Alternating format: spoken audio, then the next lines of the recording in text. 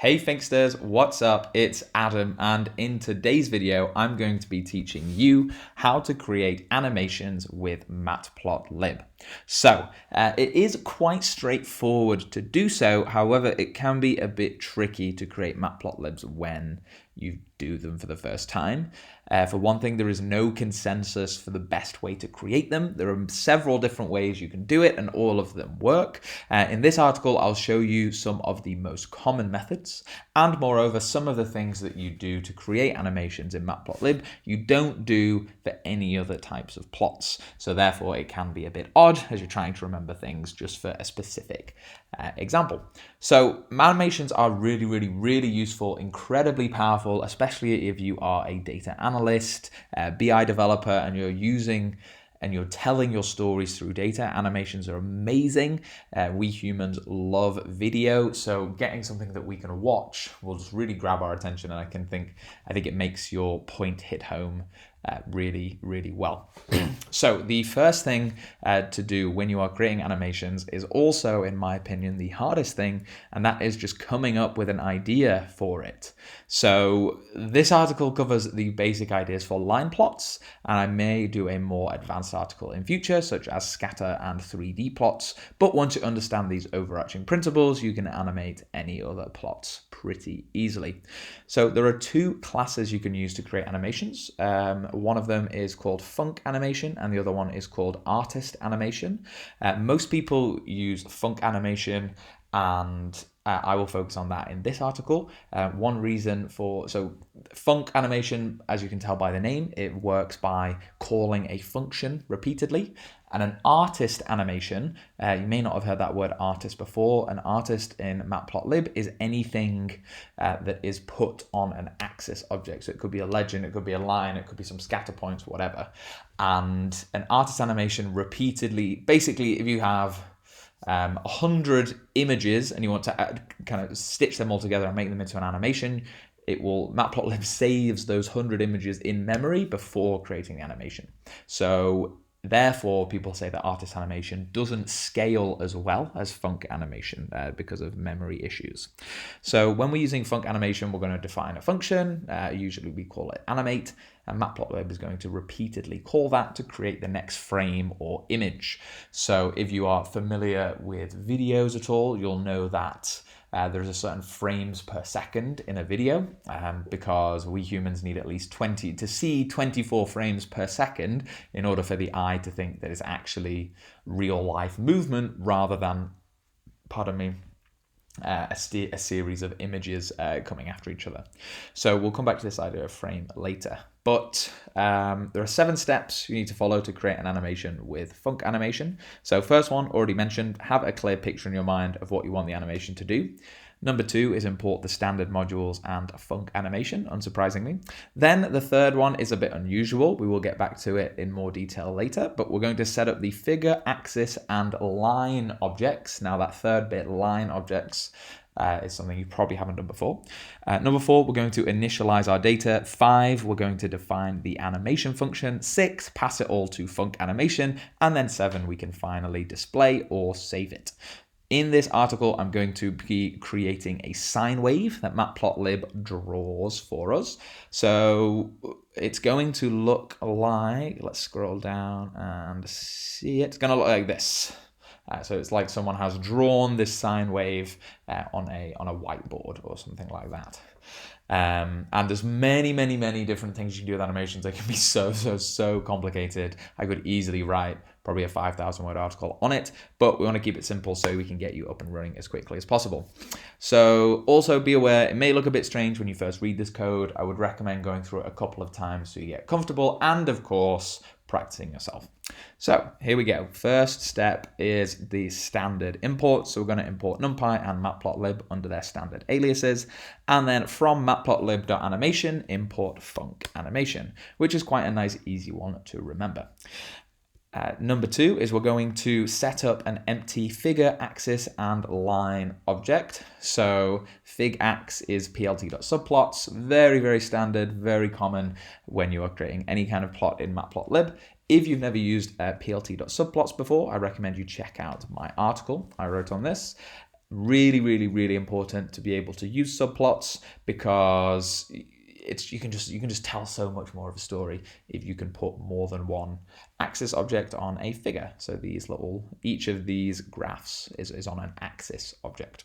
Then we're going to set the axis limits so that the whole image is included. If we go back to the animation, note that unlike normal Matplotlib plots, animations are really bad at figuring out what their own axis limit should be. So we almost always will have to manually set them. So since this is going to be a sine wave, we want it to range the x-axis to range from 0 to 2 pi, as that is the period of a sine wave. If we go down here, so it goes from 0 and then it comes back here to 2 pi, which is about 6. And we know that pi is 3.14, so therefore it's right.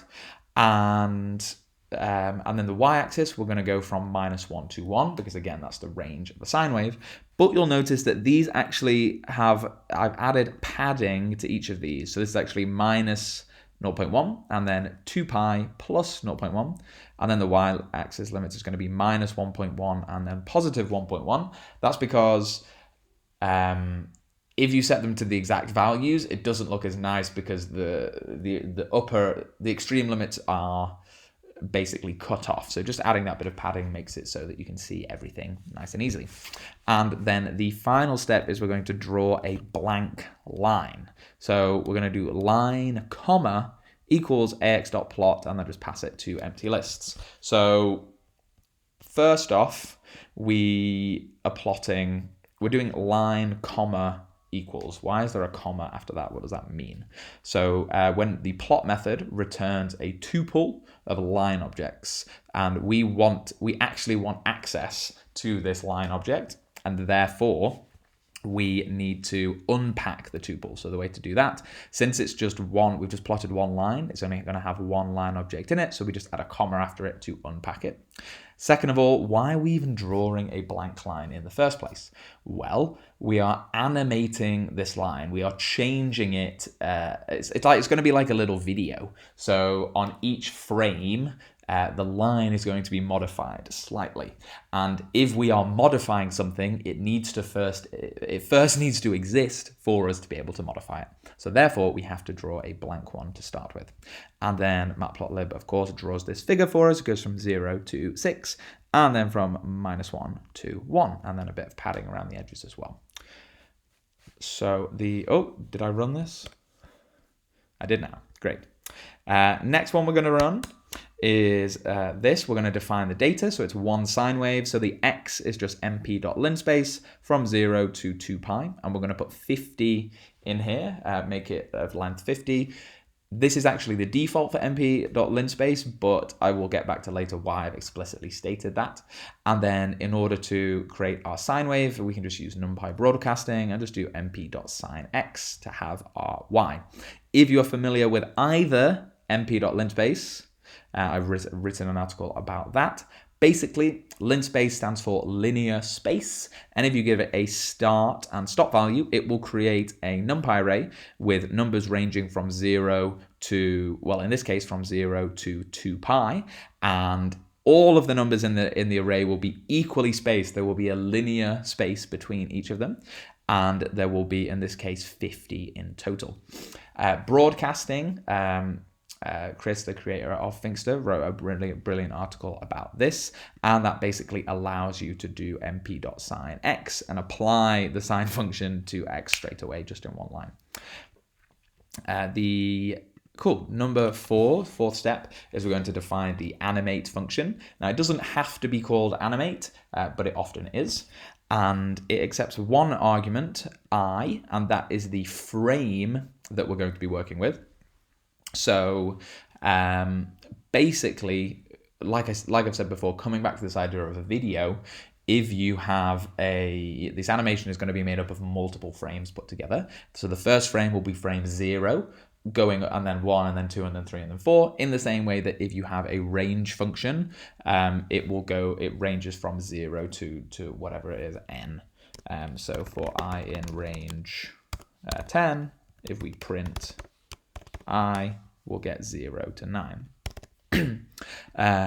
So for this, this is the argument we're going to have. Since we've already defined the data, what we're going to do is we're going to do line. That's why we saved the line from up here.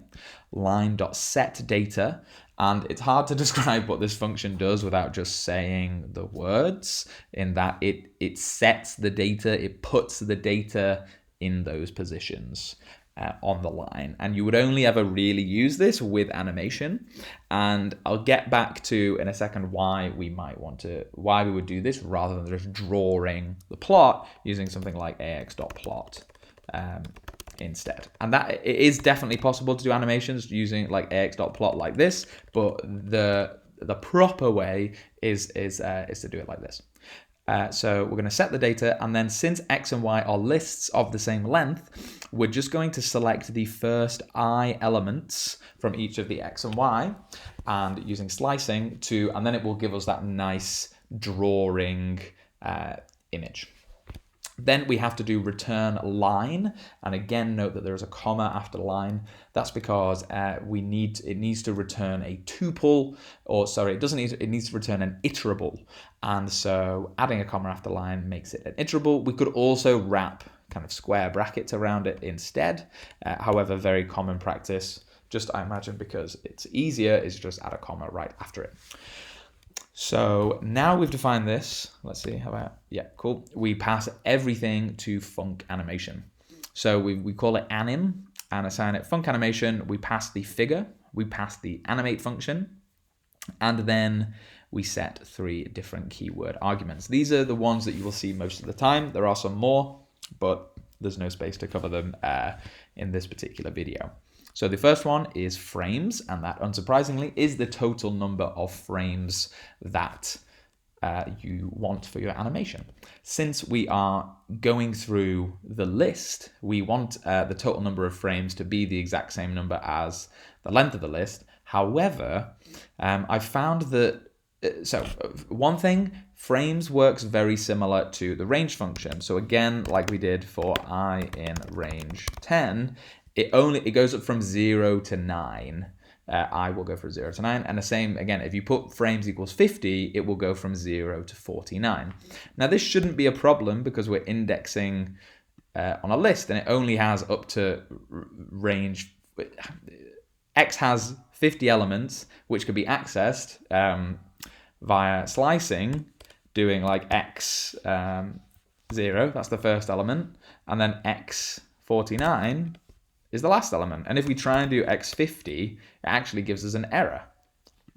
So, but one thing I found is that if I set frames to be the length of x, it didn't work. It basically missed out a frame at the end. So you can see here, it's going quite quickly. Let's see if I can stop it. But basically, if I did frames 50, it stopped there for some reason, rather than completing it. So I just had to add a +1 on there. To be honest, I'm not 100% sure why it acts like that.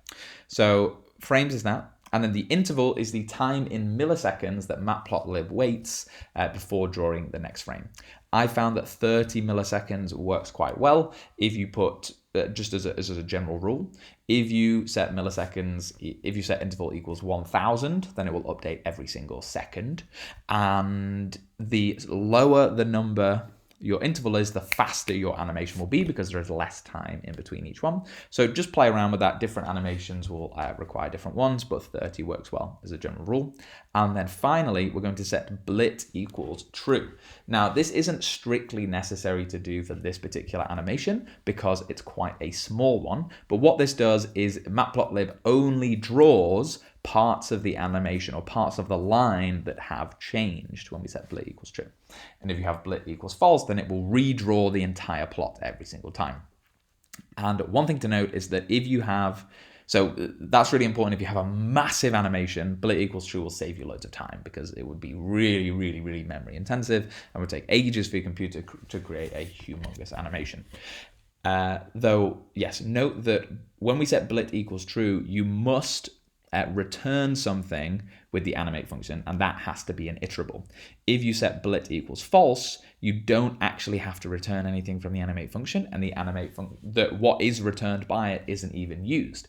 This makes sense because if blit is false, then Matplotlib is just going to redraw the entire plot every single time. So basically the animate function, you can just use like ax.plot them, because you will just be redrawing the entire plot each time anyway. Okay, so we pass that to everything. We run it, and finally we are now we're ready to see it. So one way to do this is to do anim.save, the save method, and we'll save it as sign.mp4. It will take a few seconds to run. And note that it took like 3.5 seconds there. Big ones you can easily be waiting more than a minute, so don't worry if you are waiting for a while if you create some big ones with a large number of frames. So we'll open up my folder here, and you'll see that this is the Jupyter notebook I'm working in, and this is sign.mp4, and we play it, and boom, there we go. So there we have it. That is, you've just created your first animation in Matplotlib.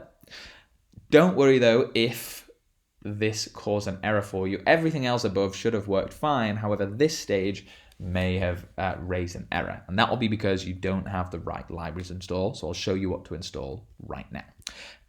The first one is, if we want to save them as MP4 videos, you need to have the FFmpeg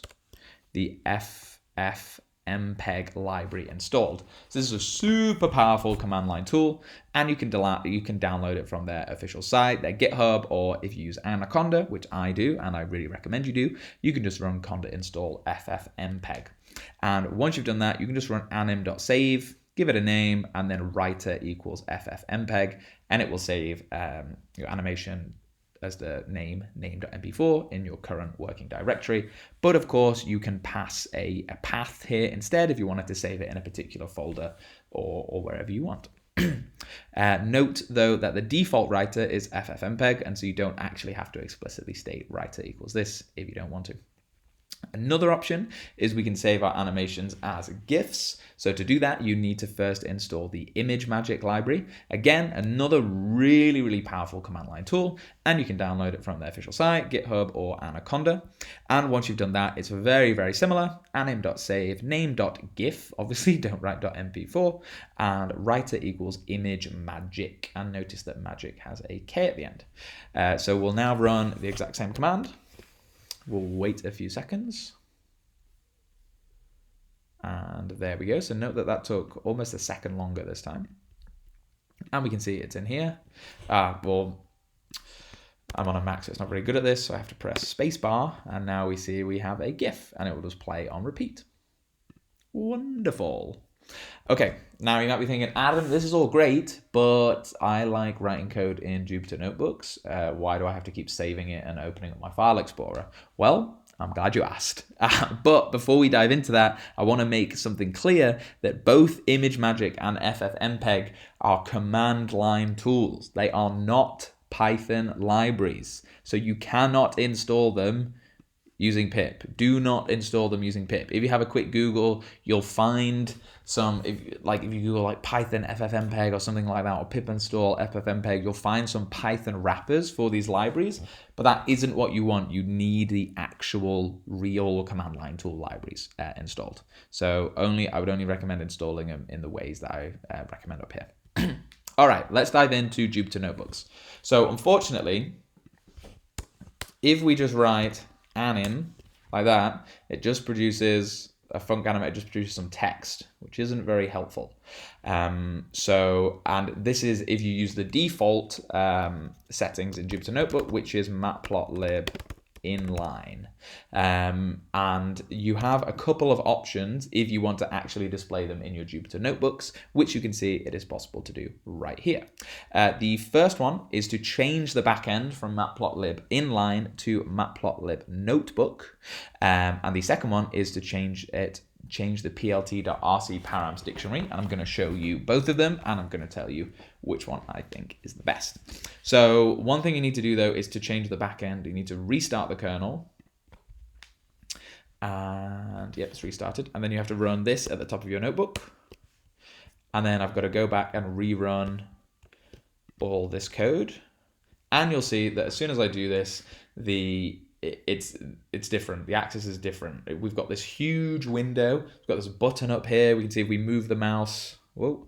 You can see that down by here is so it shows you the X and Y coordinates. So very different.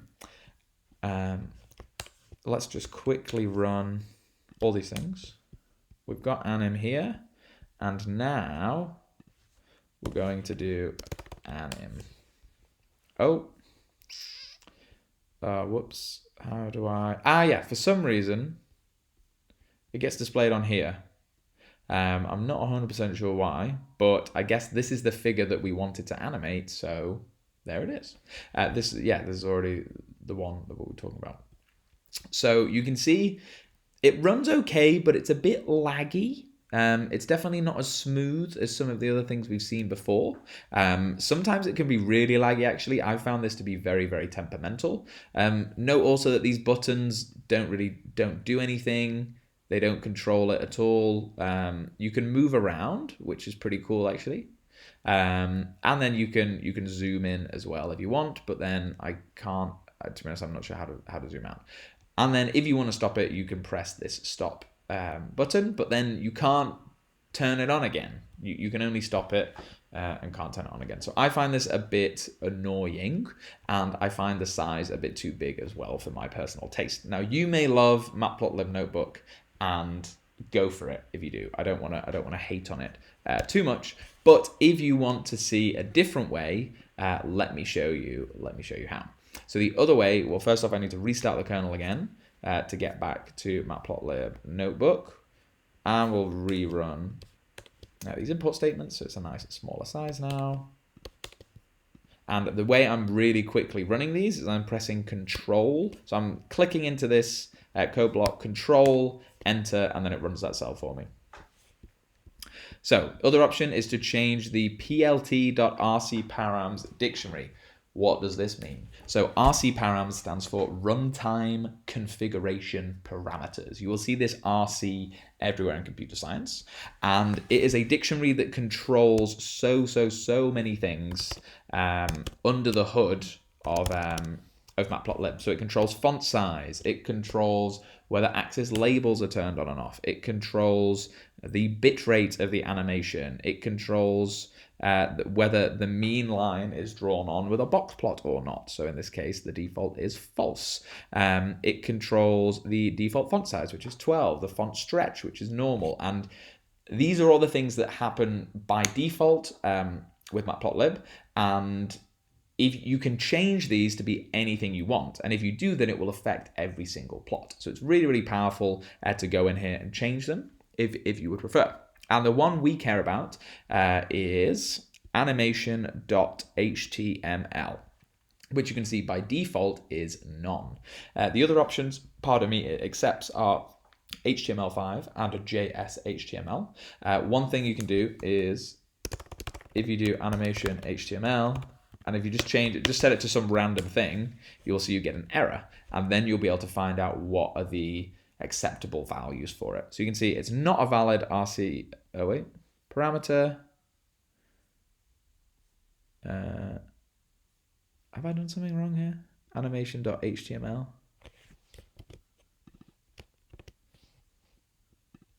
Animation.html equals. Yes, here we go. So value error, key error, animation.html, unrecognized, string 5. So the valid strings are, and then it tells you what the acceptable ones are. So HTML5, JS HTML, and none. And by default, it's none. So if we set it to HTML5, then everything will render as an HTML5 video. So all you have to do is somewhere in your code, ideally at the top, because this is going to affect all of your plots, you want to run plt.rcparams, change this to HTML5, and then run it. And now when you call anim, instead of it just printing out like func animation text, it will actually print out, it will give you an animation playing as HTML5 video. So I actually have this little plugin installed which can speed up or slow down videos, which is why it was running so quickly. But you'll see now that it just runs on a loop. Very nice. It's not laggy at all. And you can pause it, you can play it, But that's about it. You can go full screen as well if you would want to, and you can even download if you're feeling fancy. So I personally think this is better than notebooks because the size is nice, so you have a bit more control over starting and stopping it as well. However, I do not think it's the best option. The best option, in my opinion, is JS HTML. And this stands for JavaScript HTML. So if we set the RC params to JS HTML and then run it, it's amazing. So we wait a few seconds, and here we go. It is rendered in an interactive JavaScript widget, which is super powerful. So you can embed these in blog posts as well. So if you're on the blog post page right now, you should see this on the page. And so first off, you've got this little slider, which you can move through in whatever direction you want to control it. Another thing you have is obviously the play forward button. And then you can see these little things at the bottom. So the first one is selecting loop. So it just plays forwards on loop. If you select once, it will just play it once and then stop. If you select reflect, let's bring it back to the start. If you select reflect, it will play forwards and then play backwards and then play forwards and then play backwards infinitely. You can also control, you can play it backwards if you want. You can move all the way back to the end. You can play it forwards but slow it down by pressing this repeatedly. You can speed it up by pressing plus repeatedly. You can move one frame forward at a time by pressing this, one frame forward backwards. It is so powerful, and I just think it looks really nice as well.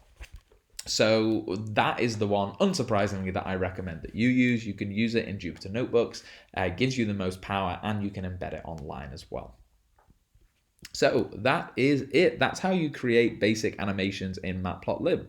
You know how to use Func animation. You can save them as videos or GIFs, and you can plot animations in Jupyter Notebooks in 3 different ways. So you've seen in this video how to create these drawing plots that it looks like the line is being drawn, but there is so much more that you can do.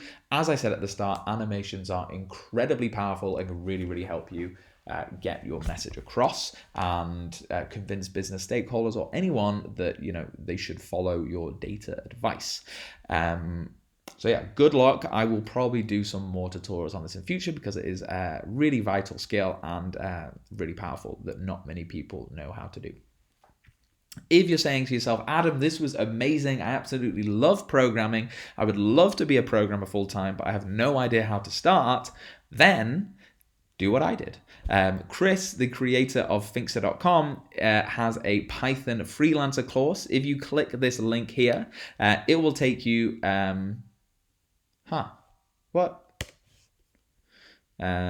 it will take you... don't know why that's not working, but blog...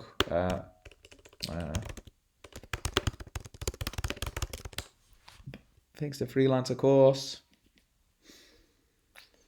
There we go. Okay, so it must be down right now. I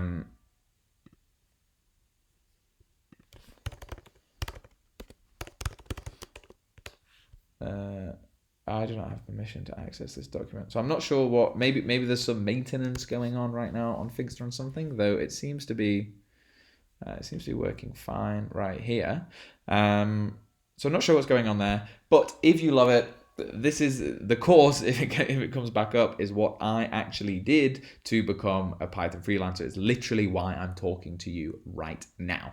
And it is absolutely incredible. It has a guarantee of it will teach you to become a Python freelancer in 60 days, earning at least $20 an hour or your money back. I love this course so much. There are 2 testimonial videos of me on the page showing you like how much money I've been making. I actually am currently speaking to you from a lovely ski town in Bulgaria, and during coronavirus it's been very nice here. The weather's been lovely, it hasn't been too crazy, and it's all because I took this course, so I cannot recommend it enough.